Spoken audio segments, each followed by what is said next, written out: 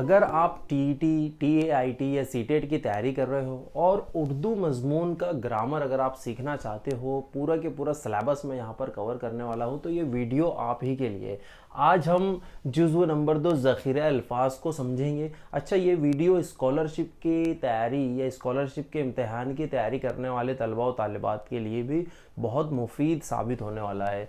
इससे पहले वाले वीडियो में हमने मरबूत पैराग्राफ सीखा था जुज़्व नंबर 1 में। आज जुज़्व नंबर 2 में हम ज़ख़ीरा अल्फाज इस टॉपिक को पूरा कवर करने की कोशिश करेंगे और जानेंगे कि स्कॉलरशिप और टीईटी यानी टीचर्स या असातिज़ा के अहलियती इम्तिहान में, टीचर्स एलिजिबिलिटी टेस्ट में ज़ख़ीरा अल्फाज पर किस तरह के क्वेश्चंस या सवालात पूछे जाते हैं। So let's start without wasting any time. किसी भी तरह से वक्त को हम ज़ाय नहीं करेंगे, डायरेक्ट टॉपिक को हम यहाँ पर शुरू करते हैं। तो आज हम ज़ख़ीरा अल्फाज यानी वोकैबुलरी इंग्लिश में से कहते हैं, वोकैबुलरी पर मबनी एक टॉपिक यहाँ पर कवर करेंगे। 2.1 हम मानी अल्फाज। देखिए, इसे अंग्रेजी में सिनोनिम्स कहते हैं, यानी एक जैसे मतलब वाले ऐसे अल्फाज जैसे रात है और शब है, दोनों का मतलब एक ही होता है, यानी कि नाइट यानी रात। ठीक है, तो इस तरह के अल्फाज पर किस तरह से क्वेश्चंस पूछे जाते हैं। देखिए, पहला सवाल आपके सामने है, बीवी इस लफ्ज़ के लिए हममानी लफ्ज़ कौन सा है। बीवी के लिए यानी ऐसा लफ्ज़ जिसका मतलब बीवी ही होता है, हममानी लफ्ज़ है, उसके जैसा ही मतलब वाला है। तो मोहतरमा है, ज़ौजा है, ख़ातून है या हमजुल्फ़ है। तो देखिए, मोहतरमा तो हम किसी ख़ातून को जब पुकारते हैं नाम लेकर के, तो उससे पहले मोहतरमा हम लगा सकते हैं रिस्पेक्ट देने के लिए, राइट। और ज़ौजा जो है इसका सही जवाब है। बीवी इस लफ्ज़ के लिए हममानी लफ्ज़ जो है वो ज़ौजा है, शरीक हयात है, राइट। शरीक हयात भी इसका जवाब हो सकता है, बीवी के लिए ज़ौजा या शरीक हयात। उसके बाद देखिए दूसरा सवाल, जानशीन का हममानी लफ्ज़ तलाश कीजिए। जानशीन इसका क्या मतलब है। तो इसका मतलब होता है खलीफा या खिलअत या हमराज या दोस्त। तो इसका जवाब होता है खलीफा या नायब भी हम उसे कहते हैं। जानशीन का हममानी लफ्ज़ है नायब, ठीक है। और यहाँ पर भी मैं लिख देता हूँ ज़ौजा या शरीक हयात, ये बीवी इस लफ्ज़ का हममानी लफ्ज़ है। तीसरा सवाल देखिए, दर्ज झैल जुमले में ख़त कशीदा लफ्ज़ का हममानी लफ्ज़ बताइए। तो पहले हम जुमला देख लेते हैं। सलीम को अपनी हिकमत अमली पर पूरा भरोसा था, और भरोसा के नीचे लकीर है, ख़त कशीदा यानी अंडरलाइन है, उसके नीचे लकीर की हुई है। तो भरोसा इस लफ्ज़ का हममानी लफ्ज़ क्या है। तज़ब्ज़ुब, मौका, एतमाद या क़यास। तो देखिए, तो एकदम आसान है। भरोसा इस लफ्ज़ का हममानी लफ्ज़ है एतमाद या यकीन भी इसे हम कहते हैं। भरोसा है, एतमाद है या यकीन, है ना, ठीक है। अब क़यास तो एक अलग लफ्ज़ हो जाता है। क़यास का मतलब होता है अंदाज़ा लगाना पहले से किसी बात के बारे में, ठीक है। आगे बढ़ते हैं। सवाल नंबर 4 है, ज़ैल में से हममानी अल्फाज की गलत जोड़ी पहचानिए। नंबर 1 सआदत यानी खुशनसीबी, अर्ज़ ज़मीन, मुखालफत दुश्मनी और अर्श फ़र्श। तो हमको हममानी अल्फाज की गलत जोड़ी पहचानना है, यानी 3 मुतबादिल में या 3 ऑप्शंस में हममानी अल्फाज की सही जोड़ी दी हुई है। तो वो कौन से है देखिए, सआदत यानी खुशनसीबी, ये सही है। अर्ज़ यानी ज़मीन, ये भी सही है। मुखालफत यानी दुश्मनी, ये भी सही है। लेकिन अर्श फ़र्श ये गलत जोड़ी है, ये हममानी अल्फाज नहीं है, बल्कि ये ज़िद है एक दूसरे की। अर्श यानी ज़मीन, अर्श यानी आसमान, सॉरी, और फ़र्श यानी कि ज़मीन। फ़र्श से अर्श तक इस तरह से बोलते हैं। और अर्ज़ यानी ज़मीन, इस पर से भी एक बहुत मशहूर शेर है जिसका मिसरा है कि अर्ज़ो समा कहाँ तेरी वुसअत को पा सके, मेरा ही वो दिल है या मेरा ही दिल है जहाँ तू समा सके। इस तरह का एक शेर भी है, बहुत मशहूर है। तो अर्ज़ यानी कि ज़मीन। उसके बाद सवाल नंबर 5, मवाफ़िक़त इस लफ्ज़ के हममानी लफ्ज़ तलाश कीजिए। मवाफ़िक़त, तो उसका हममानी लफ्ज़ है मुखालफत है या मुखासिमत है, मुसर्रत है या इत्तिफ़ाक़ है। तो देखिए, मवाफ़िक़त इस लफ्ज़ का हममानी लफ्ज़ है इत्तिफ़ाक़ या दोस्ती, ये मिलनसारी, मिलजुल कर रहना, मतलब एक लफ्ज़ी मतलब उसका ये होता है। नंबर 6 है, चश्म का हममानी बताइए। चश्म, आँख, झरना, ऐनक, दीद। देखिए चारों ऑप्शंस बहुत क्लोज है, एक दूसरे से रिलेटेड भी है। तो चश्म का जो हम्मानी लफ्ज़ है वो है आँख, तो ये सही है। झरना ये पानी का जो चश्मा होता है उसे हम झरना कहेंगे। ऐनक जो आँख पर लगाई जाती है या चश्म पर लगाई जाती है हम उसे चश्मा भी कहते हैं। और दीद यानी नज़र, तो ये सब मैंने जैसा कि कहा आँख से रिलेटेड है, लेकिन चश्म का हम्मानी लफ्ज़ जो है उसका सिनोनिम जो है वो आँख है। नंबर 7 देखिए, ज़ैल के मुतबादिल में से ग्रुप से ताल्लुक़ ना रखने वाला लफ्ज़ पहचानिए। यानी जो 4 ऑप्शंस यहाँ है 1 2 3 4, तो इसमें से 3 ऑप्शंस एक दूसरे से रिलेटेड है, हम्मानी है बल्कि, और एक ऑप्शन या एक मुतबादिल जो है मुख्तलिफ है। इंग्लिश में उसे ऑड मैन आउट कहते हैं, इंग्लिश में जो है ऑड मैन आउट। तो जो बाकी जो ऑप्शंस हैं उनसे मुख्तलिफ है, तो वो कौन है? देखिए साइल, गदा, शाह और फ़कीर। तो अगर आप इसे गौर से देखो तो शाह ये अलग है, बाकी सब जो है साइल या गदा या फ़कीर यानी ये सब मांगने वाला, राइट, यानी फ़कीर यानी बेगर। आगे बढ़ते हैं। सवाल नंबर 8, आगाज़ इस लफ्ज़ का हम्मानी लफ्ज़ बताइए। आगाज़, अब्द, दौरान, अंजाम या इब्तिदा, है ना। तो इब्तिदा जो है आगाज़ इस लफ्ज़ का हम्मानी लफ्ज़ है, यानी शुरुआत, स्टार्टिंग। एक हम्द का पहला शेर है, आगाज़ हमारे कामों का है नाम से तेरे जगदाता, ऐसा कुछ शेर है वो। तो आगाज़ यानी शुरुआत। अक्सर हम प्रोग्राम में जाते हैं तो वहाँ पर आगाज़ ये लफ्ज़ हमें सुनने को मिलता है कि इस प्रोग्राम का आगाज़ हम क़िरात से करना चाहते हैं, इस तरह से, ठीक है। उसके बाद सवाल नंबर 9, हाथ इस लफ्ज़ के लिए मुतबादिल में से कोई 2 हम्मानी लफ्ज़ पहचानिए। हाथ इस लफ्ज़ के लिए, हाथ, हमें 2 हम्मानी अल्फाज पहचानना है, ठीक है। दस्त, तश्त, दश्त और यद। तो देखिए हाथ इस लफ्ज़ का हम्मानी लफ्ज़ है दस्त, और एक हम्मानी लफ्ज़ और है जो यहाँ पर हमें नया पता चला है, शायद आप भी इसे नहीं जानते होंगे या आप शायद जानते भी होंगे, हो सकता है, यद, ठीक है। अब दस्त ये भी हमें सुनने को मिलता है हमारे तहजीबी और सकाफ़ती प्रोग्राम में। अक्सर हम ऐलान करते हैं कि हम प्रोग्राम का इफ्तिदा जो है फ़ला फ़ला अली जनाब XYZ के दस्त मुबारक से करना चाहते हैं, यानी मुबारक हाथों से। तो दस्त यानी हाथ, राइट। नंबर 10, मलूल इस लफ्ज़ के लिए 2 मुतबादिल लफ्ज़ ज़ैल में से पहचानिए। यानी मलूल इस लफ्ज़ के 2 मुतबादिल या 2 हम्मानी अल्फाज हमें बताना है जिनका मतलब होता है मलूल, राइट। विसाल, गमगीन, उदास या लागर। तो इसका जो जवाब होना चाहिए वो ऑप्शन नंबर 2 और 3, ये दोनों ऑप्शन इसके सही है। अब TET या TAIT में तो ऐसा क्वेश्चन नहीं होता है जिसमें 2 ऑप्शन सही हो, लेकिन स्कॉलरशिप का जो इम्तिहान है उसमें इस तरह का क्वेश्चन पूछ लेता है। 1 2 3 4, ये 4 आपके दायरे या 4 गोले होते हैं। अब ऑप्शन नंबर 2 और 3 सही है ना, ये 1 ये 2 ये 3 ये 4, तो हम 2 नंबर को भी और 3 नंबर को भी इस तरह से फिल करेंगे, राइट। हालांकि ये स्कॉलरशिप के लिए था, TET या TAIT में इस तरह का क्वेश्चन नहीं होता है। उसके बाद में सवाल नंबर 11 देखते हैं, शब के हम्मानी लफ्ज़ बताइए। तो शब ये जो है कॉमा में यहाँ लिखा है, इसके हम्मानी लफ्ज़ हमें बताना है।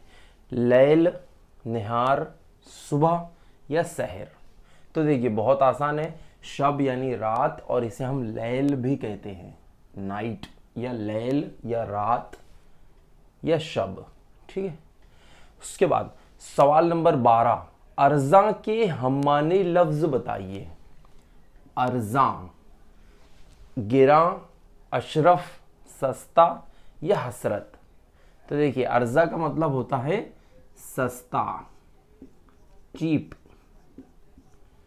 ठीक है। उसके बाद नंबर 13, जुमले में ख़त कशीदा लफ्ज़ का हम्मानी लफ्ज़ बताइए। मुअब्बद में वाकई बहुत वसी व अरीज था, मुअब्बद वाकई बहुत वसी व अरीज था। तो इसका मतलब क्या है? मैकदा ख़त कशीदा यानी जिसके नीचे लकीर खींची हुई है। नंबर 1 मैकदा, नंबर 2 मैदान, नंबर 3 इबादत गाह या नंबर 4 क़याम गाह। तो मुअब्बद इस लफ्ज़ का मतलब है इबादत गाह। इसका जो रूट वर्ड है अब्द, मुअब्बद, इबादत, ऐन बे, इससे आप इसको थोड़ा सा समझ सकते हो। चलिए आगे बढ़ते हैं। उसके बाद है तज़ब्ज़ुब का हम्मानी लफ्ज़ पहचानिए। नंबर 1 अंदाज़ा, यकीनी, तशकीक या आराम। तो तज़ब्ज़ुब देखिए कभी कभी हम आम ज़बान में भी इसको इस्तेमाल कर लेते हैं कि यार मैं थोड़ा तज़ब्ज़ुब में था, कि मैं उस शख्स के बारे में मैं थोड़ा मशकूक था या तशकीक कर रहा था, इस तरह का होता है, राइट। तो इसका जो 3 नंबर ऑप्शन है वो सही जवाब है तशकीक। यकीनी या अंदाज़ा या आराम ये इसका जवाब नहीं हो सकता है। तज़ब्ज़ुब का हम्मानी लफ्ज़ होगा तशकीक, शक, शुकूक, इससे मिलता जुलता लफ्ज़ है ये। नंबर 15 नदीम का हम्मानी लफ्ज़ शनाख्त कीजिए। तो ये तो बहुत आसान है, देखिए गनीम, उस्ताद, दोस्त या रकीब। तो नदीम का मतलब होता है दोस्त, फ्रेंड।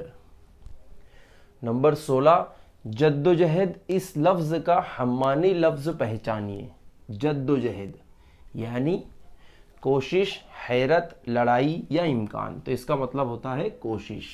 जहद मुसलसल एक लफ्ज़ जो है आम तौर पर इस्तेमाल किया जाता है, मैं यहाँ लिख देता हूँ इसको, यानी देखिए जद्दोजहद में भी जहद है, जहद मुसलसल यानी कंटिन्यूअस इफ़र्ट, यानी मुसलसल कोशिश करना। इम्तिहान में कामयाबी के लिए जहद मुसलसल ज़रूरी होता है।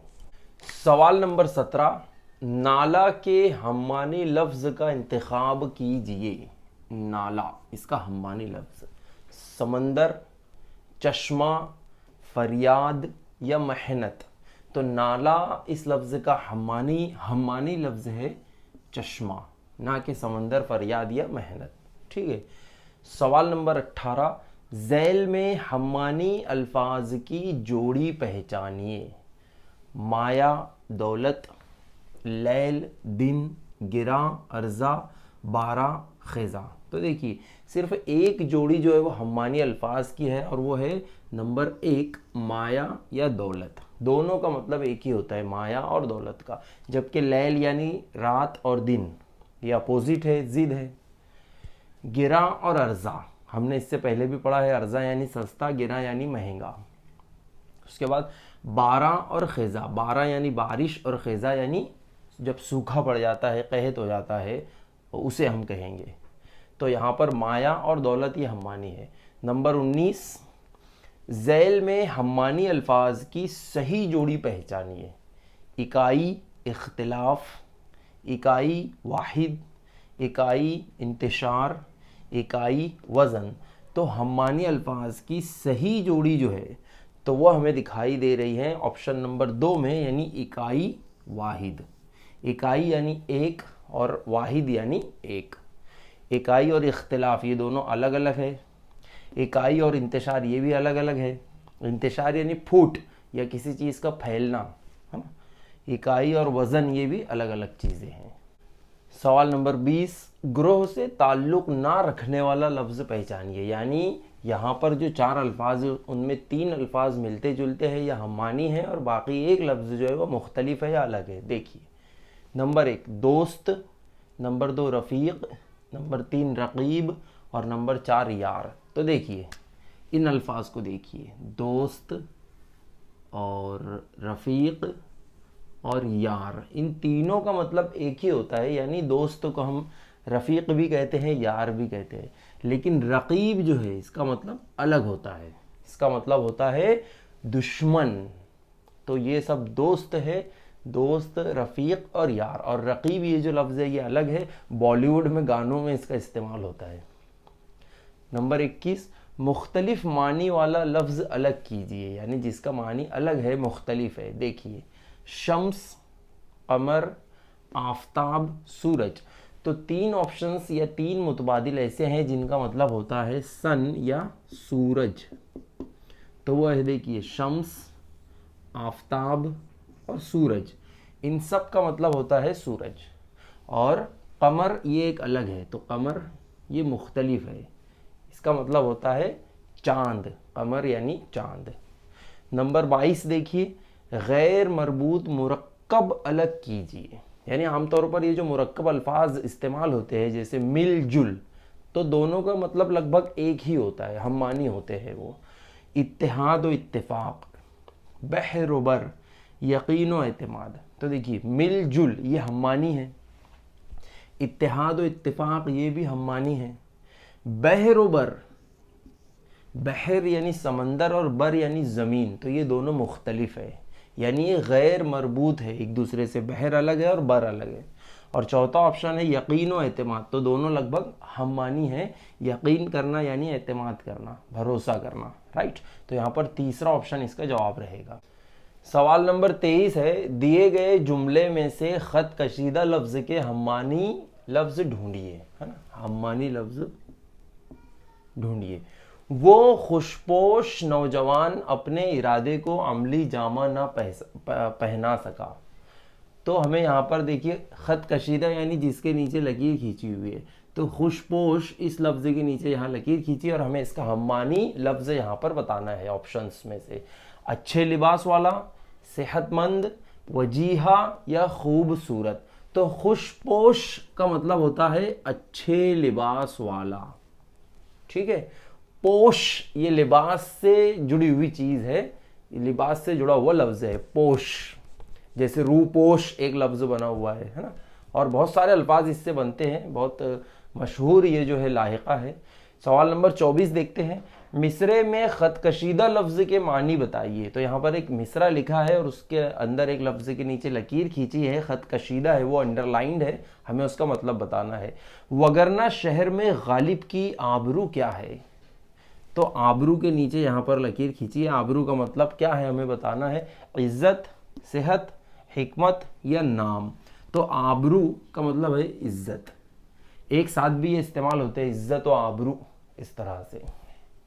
उसके बाद है सवाल नंबर 25, मिसरे में ख़त कशीदा लफ्ज़ के मानी तलाश कीजिए। यहाँ पर एक मिसरा है और एक लफ्ज़ है ख़त कशीदा है, यानी उसके नीचे लकीर खींची है। सीने आहन भी था जिससे गदाज। तो यहाँ पर ये लफ्ज़ है गदाज, इसका मानी हमें बताना है। आई होप कि मैं इसका तलफ़ुज़ सही कर रहा हूँ। नंबर 1 सख्त, या नंबर 2 मुज़तरिब, या नंबर 3 नर्म, या नंबर 4 वसी। तो गदाज इसका मतलब होता है नर्म। सीने आहन, और अच्छा यहाँ पर आहन का भी मतलब हम देख लेते हैं, आहन यानी लोहा, ठीक है। और मुज़तरिब यानी बेचैन, इज़्तिराब, या बोलते हैं ना इज़्तिराबी कैफियत, एंशियसनेस या इज़्तिराबी कैफियत यानी बेचैनी। तो यहाँ पर जो गदास का मतलब है वो है नर्म, सॉफ्ट। सवाल नंबर 26, ज़ैल के गैर मरबूत अल्फाज की निशानदही कीजिए। यानी गैर मरबूत यानी एक दूसरे से जो मरबूत नहीं है, जुड़े हुए नहीं है, ऐसे अल्फाज। तो फरोज़ा यानी रोशन, ये तो एक दूसरे से जुड़े हैं।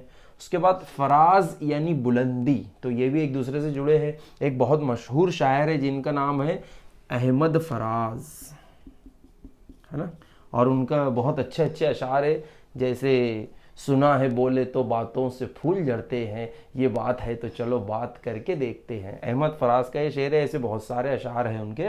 तो फराज यानी बुलंदी। उसके बाद नशेब और ऊंचाई, तो ये एक दूसरे से गैर मरबूत है। नशेब यानी नीचे और ऊंचाई यानी ऊपर।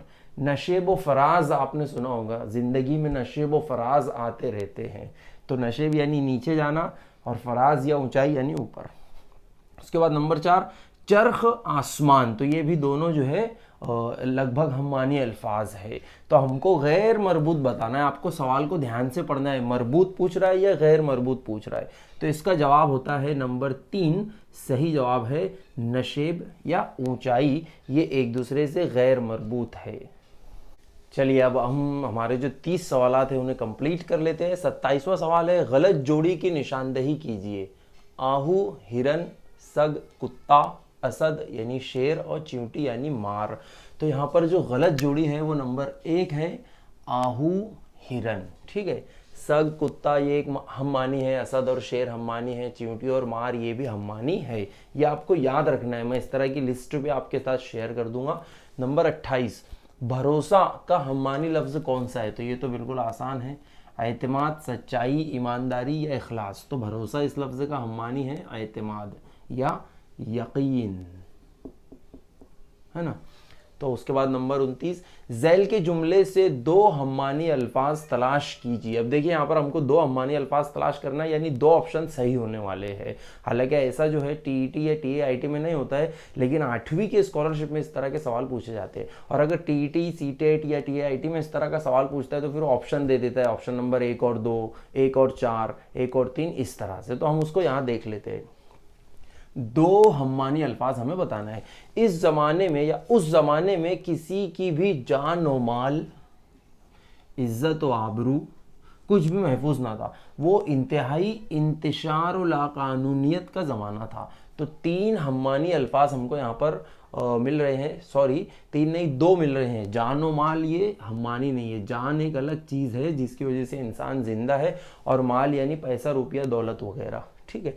इज्जत और आबरू ये हम्मानी है, और इंतशार और लाकानूनियत ये भी हम्मानी है। तो हम ऑप्शन में इनको देखते हैं। जान और माल ये गलत हो जाता है, इज्जत और आबरू ये सही है, इंतहाई इंतशार ये भी गलत हो जाता है, इंतशार लाकानूनियत। तो इंतशार यानी टूट फूट, और लाकानूनियत जिस तरह से अंग्रेज भारत में आए तो उन्होंने इंतशार फैलाया था यहाँ पर, राइट। तो ऑप्शन नंबर 1 और 4 सही है। तो हमें ऑप्शन में से फिर और ऑप्शन सिलेक्ट करना होगा जिसमें ये लिखा होगा ऑप्शन नंबर 1 और 4 सही है। या अगर यहाँ पर इस तरह से लिखे रहता A, B, C और D, अगर ऑप्शन 1, 2, 3, 4 की बजाय ऑप्शन A, B, C और D लिखा रहता तो हम बोलते हैं ऑप्शन नंबर A और D सही है, राइट। सवाल नंबर आखिरी 30वां सवाल देखो, तोता चश्म से क्या मुराद है? आंखें फेर लेने वाला, सोने वाला, आंख बंद करने वाला, आंखें मटकाने वाला। तो बहुत आसान है, जो तोते की तरह आंखें फेर लेता है उसे तोता चश्म कहेंगे, यानी आंखें फेर लेने वाला। तो इसी तरह के मजीद वीडियोस देखने के लिए माइंड डोर्स चैनल देखते रहिए।